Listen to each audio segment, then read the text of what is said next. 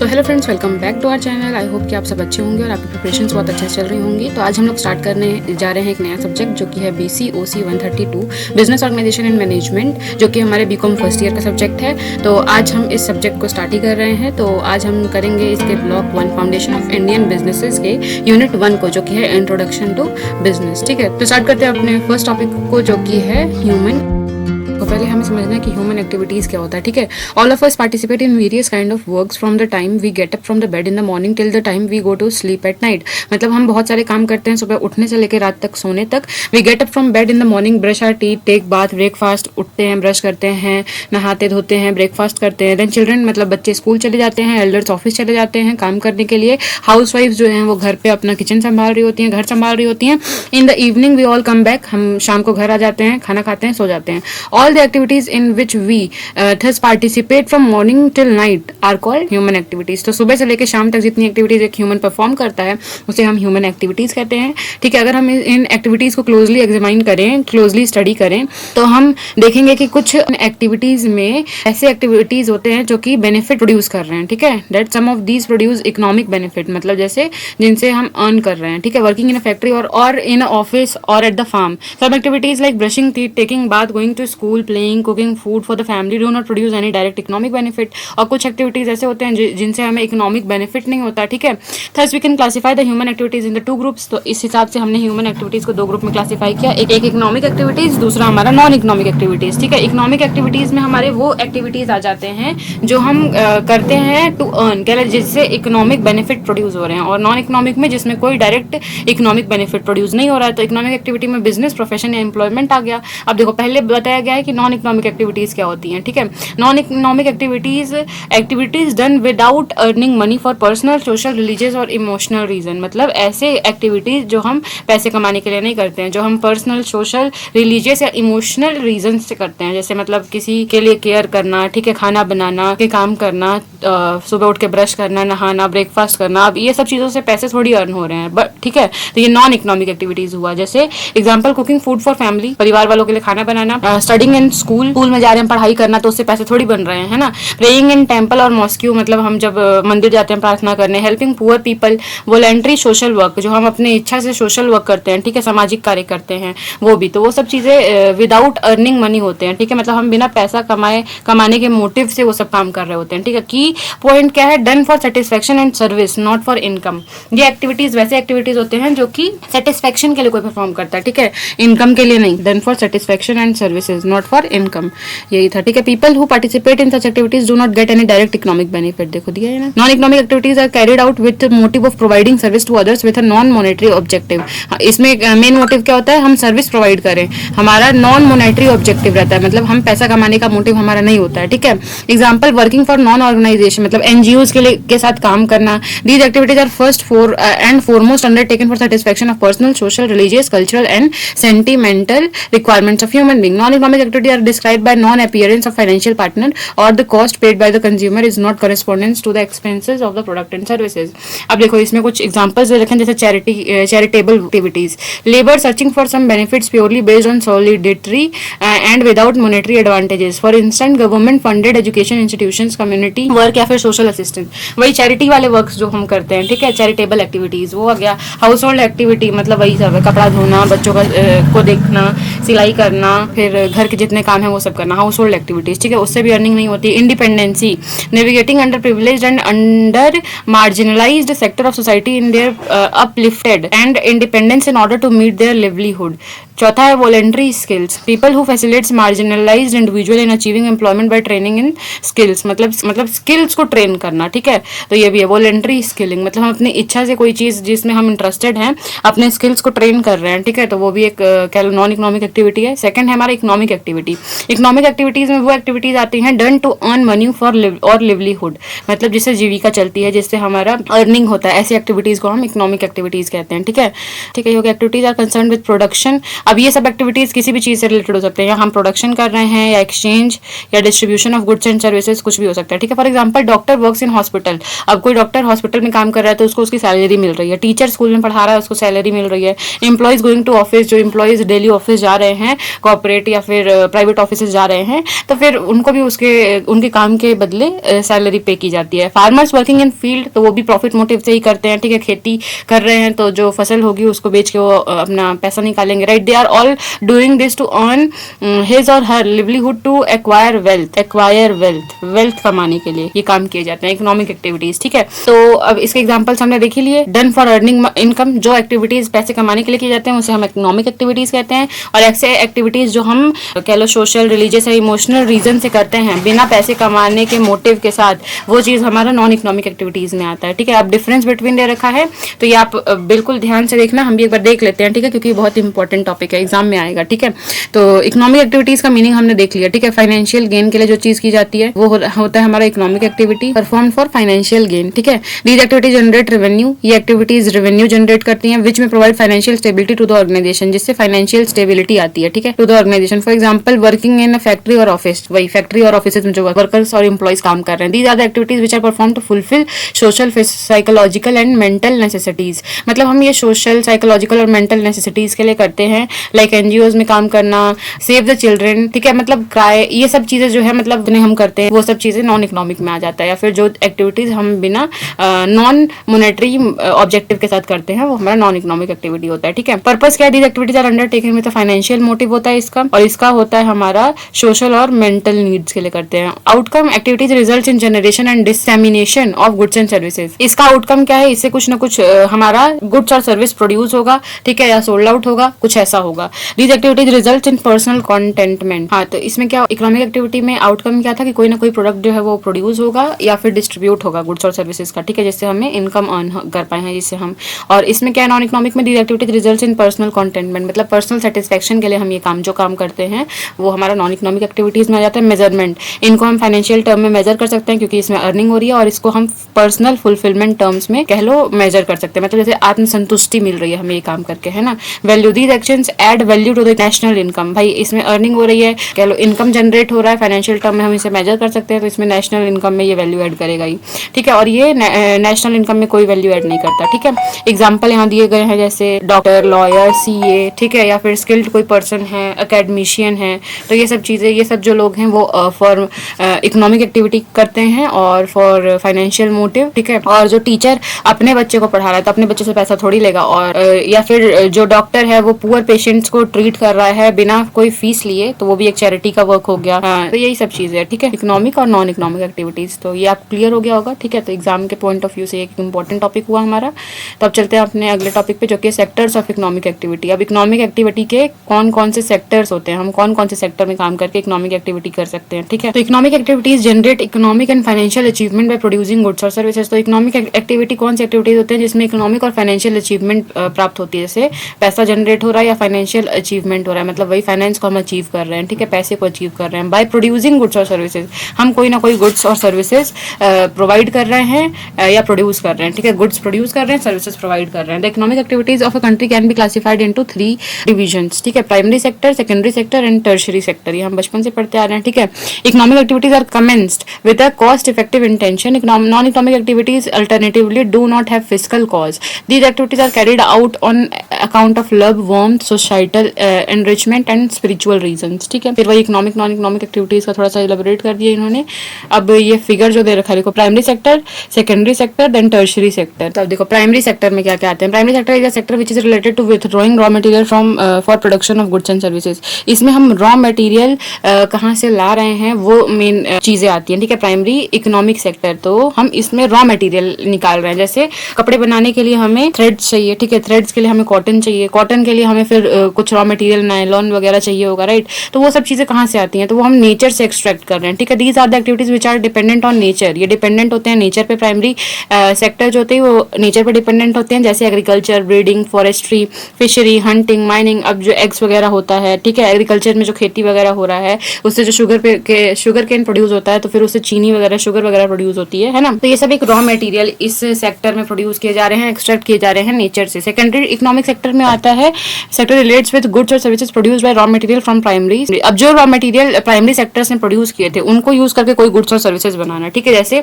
Sugar cane का example ले लो, ठीक है, गन्ने की खेती हुई प्राइमरी सेक्टर में, उसी गन्नों को यूज करके जब हमने चीनी बनाया, शुगर बनाया, तो वो सेकेंडरी सेक्टर आ गया, ठीक है। It example includes clothes made by raw material of cotton, jute, ठीक है, मतलब जो कपड़े कॉटन और जूट से बनते हैं, और कॉटन और जूट हमें प्राइमरी सेक्टर से मिले, ठीक है, और क्लोथ सेकेंडरी सेक्टर में बन गया। Indian khadi industry, khadi industries का एग्जांपल कंस्ट्रक्शन ऑफ हाउसेज, जो घर बनते हैं, तो घर के लिए ईंटें, सीमेंट वगैरह चाहिए, तो वो रॉ मटेरियल है, तो वो हमें प्राइमरी सेक्टर से मिल गए, ठीक है। Tertiary sector refers to the service providing activities which can be distinguish domain. अब इसमें सर्विस एक्टिविटीज आती है, सर्विस प्रोवाइडिंग एक्टिविटीज, जैसे ट्रांसपोर्टेशन वर्क, डिसमिनेशन एजुकेशन, मतलब जैसे हम एजुकेशन प्रोवाइड कर रहे हैं किसी को, ठीक है, तो फिर वो हमारा टर्शरी सेक्टर में आ गया। जैसे सर्विस प्रोवाइड करना, मेडिकल सर्विस दे रहे हैं किसी को, ठीक है, retail trade, real states, government and judicial activities, insurance and financial services, health services, media, transportation, storage, educational services, hotel, restaurants, telecommunications, तो इतने सारे सर्विसेज होते हैं, ठीक है। तो प्राइमरी में बेसिक कह लो, जो नेचर से हम रॉ मटेरियल एक्सट्रैक्ट कर रहे हैं, रॉ मटेरियल कहाँ से आएगा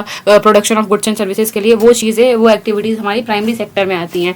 टर्शरी सेक्टर में वो जो रॉ मटेरियल हमने प्राइमरी सेक्टर से लिए, उनको यूज करके गुड्स और सर्विसेज प्रोड्यूस किए जाते हैं, तो वो हमारे सेकेंडरी सेक्टर में आते हैं। टर्शरी सेक्टर में मोस्टली हमारे सर्विस रिलेटेड जो एक्टिविटीज हैं वो आती हैं, ठीक है। तो ये था हमारा topic sectors of economic activity. अब चलते हैं अपने बिजनेस, प्रोफेशन और एम्प्लॉयमेंट पे, ठीक है, कि बिजनेस क्या होता है, प्रोफेशन क्या होता है, एंड देन एम्प्लॉयमेंट क्या है। तो देखो, बिजनेस में वो एक्टिविटीज आती हैं with the object of earning profit is called business activity. जो भी एक्टिविटी हम प्रॉफिट अर्न करने के मोटिव से कर रहे हैं वो सारी बिजनेस के अंदर लाई करती है। जैसे this objective of earning profit is achieved by, अब ये जो अर्निंग प्रॉफिट एक्टिविटी है, मतलब ऑब्जेक्टिव है, ये किससे अचीव होता है, बाय प्रोडक्शन और exchange of want satisfying goods and services. मतलब कोई भी गुड्स और सर्विसेज ऐसे हैं जो किसी को सेटिस्फाई कर रहे हैं, ठीक है, और उससे हम प्रॉफिट अर्न कर रहे हैं, तो वो बिजनेस एक्टिविटीज में आता है, ठीक है। Activities done to earn profit फिर इन्वॉल्व्स प्रोडक्शन और sale of goods and services. इसमें क्या होता है, प्रोडक्शन होता है, सेल होता है गुड्स और सर्विसेज का, मतलब गुड्स प्रोड्यूस कर रहे हैं या तो हम, या फिर कोई सर्विसेज दे रहे हैं किसी को, ठीक है, तो इसमें इन्वॉल्व हुआ प्रोडक्शन और sale of goods and services. A person doing business is called businessman या एंटरप्रेन्योर। जो भी पर्सन बिजनेस करता है उसे हम बिजनेसमैन या फिर एंटरप्रेन्योर कहते हैं, ठीक है। प्रॉफिट मेन मोटिव होता है बिजनेस की एक्टिविटीज का, प्रॉफिट मेन मोटिव होता है, ठीक है। Any activity concern with production और exchange of want satisfying goods and services carried with a view of earning profit. देखो, यही बिजनेस होता है हमारा, ठीक है। कोई भी एक्टिविटी जो प्रोडक्शन और वांट सेटिस्फाइंग सर्विसेज और गुड्स के एक्सचेंज में किया जाता है प्रॉफिट अर्निंग के मोटिव से, उसे हम बिजनेस कहते हैं, ठीक है। जैसे production of soap, sale of eggs, production of TV set, transportation, मतलब कुछ भी हम कर रहे हैं, ठीक है। और जो बंदा वो ये काम करता है उसे हम बिजनेसमैन या एंटरप्रेन्योर कहते हैं, ठीक है। और जो भी फर्म हमने बनाई है इस काम के लिए, ठीक है, for the purpose of carrying business activity, उसे हम बिजनेस एंटरप्राइज और बिजनेस फर्म कहते हैं। तो यही सब चीजें थी बिजनेस के बारे में। अब चलते हैं अपने अगले टॉपिक पे, जो कि है प्रोफेशन। प्रोफेशन क्या होता है? Profession involves rendering of personalised service for a specialised nature based on specialised knowledge, education, training is called profession. मतलब जैसे नहीं होता कोई एक क्षेत्र में माहिर है, ठीक है, परफेक्ट है एकदम, उसका हाथ बैठा हुआ है, तो वो कहते हैं प्रोफेशन को, ठीक है। कोई काम कर करके अपना उस काम में इतना माहिर हो गया, परफेक्ट हो गया कह लो, ठीक है। जैसे services rendered by doctor, doctor इतने सर्जरीज कर चुके होते हैं कि पेशेंट्स को वो सेव कर सकते हैं, पेशेंट के लाइफ को डॉक्टर सेव कर सकते हैं, ठीक है। पेशेंट जो है पूरे भरोसे के साथ डॉक्टर के पास जा सकता है। लॉयर, सीए, ये लोग अपने काम में परफेक्ट होते हैं, ठीक है, काम कर करके एकदम स्पेशलाइज्ड होते हैं, स्पेशलाइज्ड नॉलेज है इनके पास, एजुकेशन है, ट्रेनिंग है, ठीक है, ट्रेंड हो चुके हैं ये। Services related to by the doctor, lawyer, CA comes under this. Generally each category of profession there would be a professional body, और हर प्रोफेशन के लिए एक प्रोफेशनल बॉडी होती है। जैसे बार काउंसिल ऑफ इंडिया जो है वो सारे लॉयर्स के लिए होती है, ठीक है, और regulates law professional in India. The professional body prescribes the nature and type of educational qualification and training required to practise the concern profession. मतलब प्रोफेशनल बॉडी जो होती है वो एजुकेशन प्रोवाइड करती है, स्पेशलाइज्ड एजुकेशन या फिर ट्रेनिंग प्रोवाइड करती है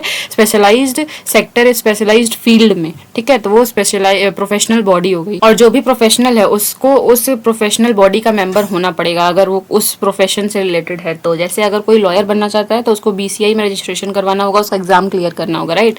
तो एक्टिविटीज रिक्वायरिंग स्पेशल नॉलेज, जिसमें स्पेशल नॉलेज चाहिए होता है, एजुकेशन चाहिए होता है, या फिर ट्रेनिंग, स्पेशल ट्रेनिंग चाहिए होती है। मतलब आप जो भी काम कर रहे हो, जिस भी फील्ड में हो, उसमें आप एकदम परफेक्ट हो, उसमें ट्रेंड हो एकदम, ठीक है।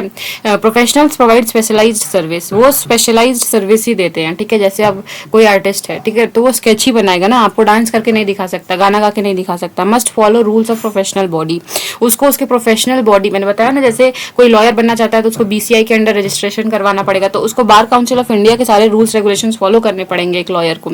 Income is earned in the form of fees, और इसमें जो इनकम होती है वो प्रॉफिट के फॉर्म में नहीं होती, उसे हम फीस कहते हैं, ठीक है। जैसे डॉक्टर फीस लेता है, लॉयर फीस लेता है, सीए अपना फीस लेता है, ठीक है।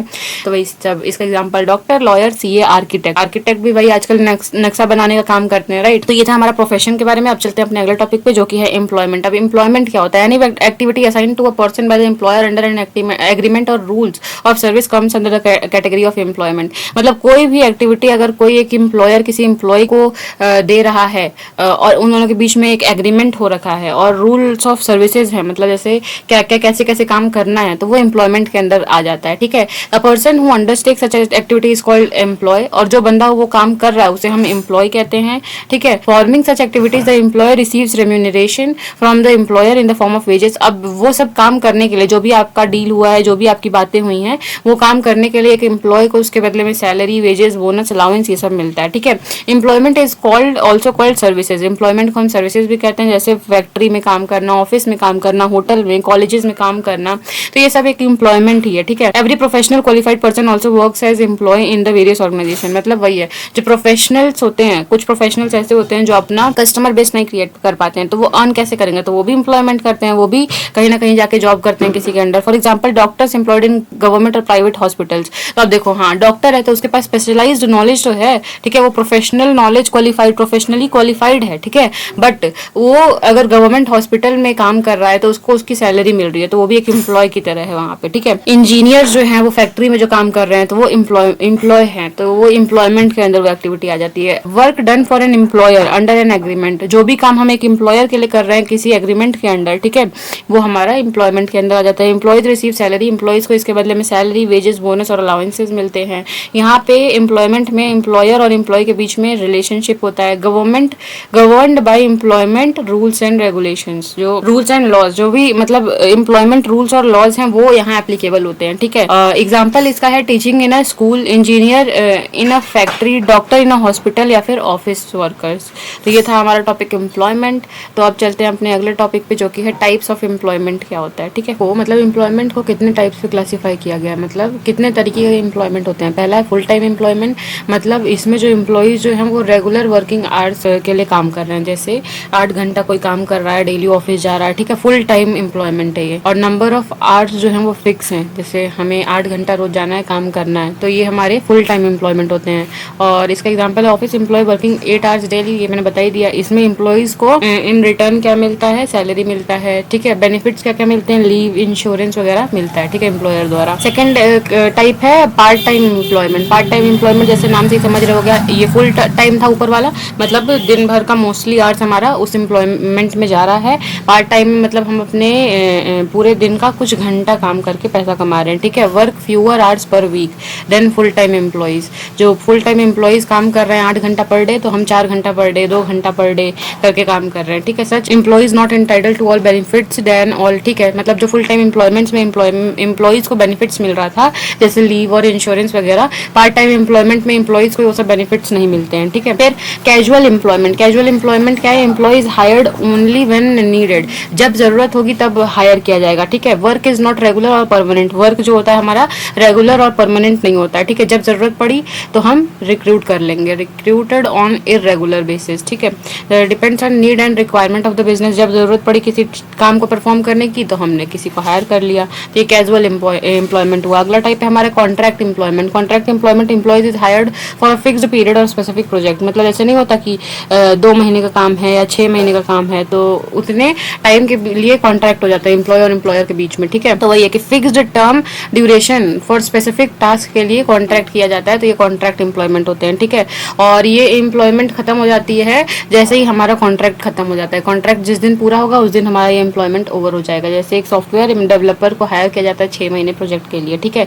6th मंथ प्रोजेक्ट के लिए कोई हायर कर रहा है सॉफ्टवेयर डेवलपर को, तो वो एक कॉन्ट्रैक्ट एम्प्लॉयमेंट हुआ, अप्रेंटिसशिप, ठीक है।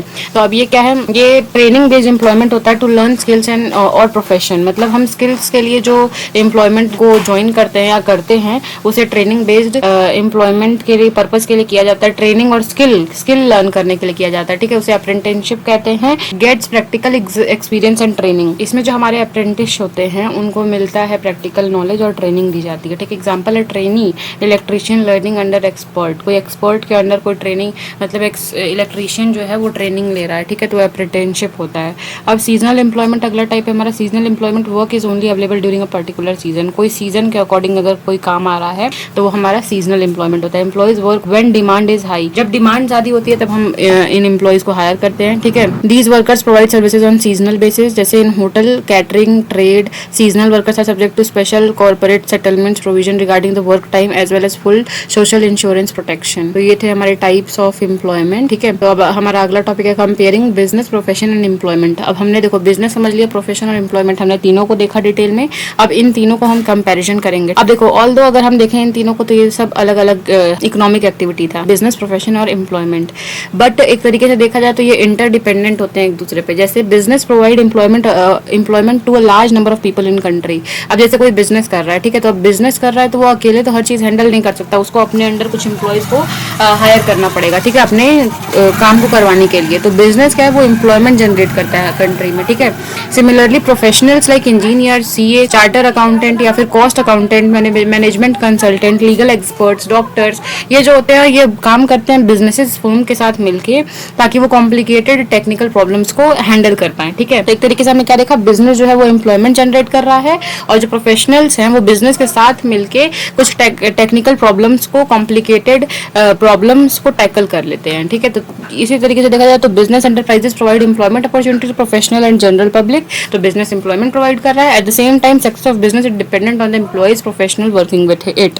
तो बिजनेस का ग्रोथ और सक्सेस किस पे डिपेंड कर रहा है, उसके एम्प्लॉयज पे, और जो प्रोफेशनल्स उसके साथ मिलकर काम कर रहे हैं उस पर डिपेंड कर रहा है बिजनेस का ग्रोथ और डेवलपमेंट। तो एक तरीके से देखा जाए तो ये तीनों ही जो सेगमेंट्स हैं हमारे वो एक दूसरे पे इंटरडिपेंडेंट है। तो अब इन तीनों में कंपैरिजन देख लेते हैं। पहला है मोड ऑफ एस्टेब्लिशमेंट। बिजनेस को कौन एस्टेब्लिश करता है, एंटरप्रेन्योर्स जो डिसीजन लेते हैं। ठीक है, एंड अदर लीगल फॉर्मेलिटीज अगर जो जरूरी होती हैं उनके बेसिस पे हम एक बिजनेस स्टैंड कर सकते हैं। Profession, membership of professional body और सर्टिफिकेट ऑफ प्रैक्टिस। हमें मेंबरशिप लेनी होती है प्रोफेशनल बॉडी की, या फिर सर्टिफिकेट अगर रिक्वायर्ड है तो सर्टिफिकेट चाहिए होता है। ठीक है, तो वैसे एक आदमी प्रोफेशनल बन सकता है। ठीक है, प्रोफेशन में वैसे उसका एस्टेब्लिशमेंट ऐसे होता है। एम्प्लॉयमेंट को कैसे establish, appointment letter and service agreement. Appointment letter या फिर सर्विस एग्रीमेंट जो है वो एम्प्लॉयमेंट का एक एस्टेब्लिशमेंट होता है। ठीक है, nature of work, provision of goods and services to public. Provision of goods and services to public मतलब यहाँ गुड्स और सर्विसेज हमें पब्लिक तक पहुंचाने हैं। ठीक है, और यहाँ क्या, rendering of personalise expert service. यहाँ पे हम क्या कर रहे हैं, पर्सनलाइज और एक्सपर्ट सर्विसेज हम कस्टमर्स को पहुंचा रहे हैं। जैसे अगर हम कोई एक मेहंदी आर्टिस्ट है तो अब उससे आप मेहंदी लगवाने को ही कह सकते हो, राइट। वो जूडो कराटे आपको नहीं सिखा सकता। तो वही चीज़ है, जो जिस काम में एक्सपर्ट है, पर्सनलाइज्ड है, वो वही काम कस्टमर को रेंडर कर सकता है। एम्प्लॉयमेंट में performing work as per service contract rules of service. अब जो भी हमारा एग्रीमेंट हुआ है एम्प्लॉयर के साथ उसके अकॉर्डिंग एम्प्लॉय को काम करना होता है। Qualification, no minimum qualification is necessary. Business में कोई भी मिनिमम क्वालिफिकेशन नहीं चाहिए होता है। ठीक है, प्रोफेशनल में एक्सपर्ट्स और training is required in a specific field is must. मतलब इसमें क्या है, एक्सपर्टाइज चाहिए होता है, ट्रेनिंग चाहिए होता है। ठीक है, प्रोफेशनल बनने के लिए हमें एक्सपर्टाइज होना चाहिए, किसी फील्ड में हमें ट्रेनिंग की जरूरत होती है। ठीक है, तो यही चीज़ है। एम्प्लॉयमेंट में क्वालिफिकेशन जो है, qualifications and training as per, हाँ मतलब एम्प्लॉयर को जितना आपका क्वालिफिकेशन और ट्रेनिंग चाहिए वो रिक्वायर्ड होगा एम्प्लॉय में। ठीक है, तो वही है। रिटर्न और रिवॉर्ड देख लें तो बिजनेस में प्रॉफिट होता है, प्रोफेशन में फीस होता है और एम्प्लॉयमेंट में सैलरी और वेजेस होते हैं। Capital investment required as per the size and nature of business. मतलब कितना पैसा लगेगा बिजनेस को स्टार्ट करने में, तो बिजनेस के साइज और नेचर पर डिपेंड करेगा। ठीक है, प्रोफेशन में limited capital needed for establishment, इसमें कम पैसा चाहिए होता है। ठीक है, प्रोफेशन में लिमिटेड कैपिटल रिक्वायर्ड होता है। और एम्प्लॉयमेंट में आपको कोई पैसा नहीं चाहिए, आप किसी के अंडर जाके काम कर रहे हो, किसी के फर्म में जाके काम कर रहे हो, तो पैसा तो उस बिजनेसमैन का लगा होगा जिसने आपको नौकरी दी है, राइट। अब रिस्क देख लें तो बिजनेस में जो प्रॉफिट जो है वो अनसर्टेन है। मतलब प्रॉफिट फिक्स थोड़ी है कि आपको हर साल प्रॉफिट ही होगा, इरेगुलर है, मतलब रेगुलर भी आपको नहीं अर्निंग होगी उतनी। रिस्क जो होता है वो प्रेजेंट होता है। ठीक है, बिजनेस में आप पैसा लगा रहे हैं तो वहाँ एक रिस्क है कि मतलब प्रॉफिट होगा या नहीं होगा, लॉस भी हो सकता है, राइट। अब अगर रिस्क हम अपने प्रोफेशन में देख लें तो fees is generally regular and certain. जो ये लोग फीस चार्ज करते हैं वो तो रेगुलर होता है, सर्टेन मतलब फिक्स होता है, और थोड़ा बहुत रिस्क होता है। जैसे कुछ कस्टमर्स और क्लाइंट्स जो थे उन्होंने हमसे सर्विस ले ली बट अब पेमेंट नहीं कर रहे। ठीक है, तो वही चीज़ है। रिस्क एम्प्लॉयमेंट में देखें तो फिक्स्ड और रेगुलर पे मिलता है हमें। ठीक है, जो हमें सैलरी और वेजेस जो होती हैं वो फिक्स्ड जो होती हैं रेगुलर होती हैं, तो उसमें कोई रिस्क नहीं है, ठीक है। एम्प्लॉयमेंट में ट्रांसफर ऑफ इंटरेस्ट, बिजनेस में ट्रांसफर ऑफ इंटरेस्ट जो है पॉसिबल है। हम अपने इंटरेस्ट को, अपनी रिस्पॉन्सिबिलिटीज को ट्रांसफर कर सकते हैं किसी और के साथ। कुछ फॉर्मेलिटीज होती हैं, कुछ पेपर वर्क होते हैं उसके साथ, ठीक है। बट अगर हम ट्रांसफर ऑफ इंटरेस्ट जो है प्रोफेशन में देखें तो हम ये पॉसिबल नहीं है। हम अपना काम किसी और के साथ नहीं बांट सकते, क्योंकि आपने वो चीज़, वो नॉलेज और ट्रेनिंग और प्रोफेशनल कह लो ट्रेनिंग ली है ना किसी प्रोफेशनल बॉडी के नीचे, आपकी अपना काम किसी और से कैसे करवा सकते हैं। जैसे हम अपना क्लिनिक खोल के बैठ गए, हम डॉक्टर थे, ठीक है, हमारे पास डिग्री है MBBS की, बट क्या हुआ, अब हमें काम करने का मन नहीं कर रहा और इतने दिन से अपने क्लिनिक पे काम करते करते थक गए हैं, तो अब हम किसी और को हायर करके थोड़ी बैठा सकते हैं। भाई उसको भी तो नॉलेज होनी चाहिए जितनी हमें नॉलेज है। तो ये पॉसिबल नहीं है, ट्रांसफर ऑफ इंटरेस्ट पॉसिबल नहीं है। एम्प्लॉयमेंट में भी नॉट पॉसिबल। एम्प्लॉयर ने जिस एम्प्लॉय को हायर किया है, जिसके साथ कॉन्ट्रैक्ट हुआ है, जिसको सैलरी पे कर रहा है, वही एम्प्लॉय काम करेगा ना एम्प्लॉयर के लिए। वो अपने इंटरेस्ट को कैसे ट्रांसफर कर सकता है किसी और के साथ, तो ये पॉसिबल नहीं है। Code of conduct, no code of conduct is prescribed, कोई भी कोड ऑफ कंडक्ट नहीं होता है बिजनेस में, ठीक है। और प्रोफेशनल में professional code of conduct is to be followed, मतलब जो प्रोफेशनल बॉडी जिसके अंडर आपने रजिस्ट्रेशन करवाया है, एग्जाम दिया, सर्टिफिकेट लिया है, उसके जो भी code of conduct rules regulation है वो आपको फॉलो करने होंगे। और एम्प्लॉयमेंट में कोड ऑफ कंडक्ट जो होते हैं, norms of behaviour laid down by the employer are to be followed, मतलब एम्प्लॉयर के द्वारा जो भी हमारे रूल्स रेगुलेशन और कह लो रूल्स रेगुलेशन लगाया गया है वो हमें फॉलो करना होगा, ठीक है। नॉर्म ऑफ बिहेवियर मतलब किस तरीके से पेश आना ऑफिस में, क्या ड्रेस कोड होगा, क्या टाइमिंग होगी, वीक ऑफ कब होगा, मतलब वही है छुट्टी कब होगी, ठीक है। तो ये सब चीज़ें हैं। तो ये था हमारा comparison among business, profession and employment, ठीक है। तो इसके बाद खत्म होता है हमारा ये टॉपिक यहीं पे।